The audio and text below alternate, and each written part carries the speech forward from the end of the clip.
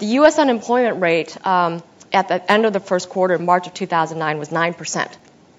We knew it was inching upward. But if you look across the top 100 metropolitan areas, it ranged from as low as 5.1% in Provo, Utah, to as high of an unemployment rate as 17.5% in Modesto, California, where Central Valley has been really hard hit. If you take a look at home prices, which has been so important to real estate values, property revenues at the state and local level, and for other important indicators, home prices at the national level had dropped 6.3% over the past year, from the first quarter of 09 to 08.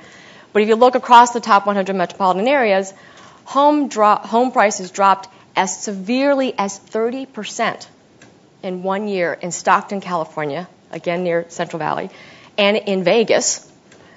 And we've been hearing again how the foreclosure crisis has really rocked places like Florida, California, Arizona, Nevada, and they are seeing it play out in many ways.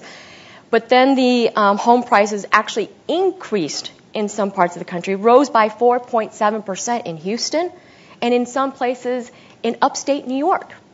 So this is a highly uneven recovery, and I think what our big takeaway from this is that broad-based fiscal measures, stimulus measures, may not be enough.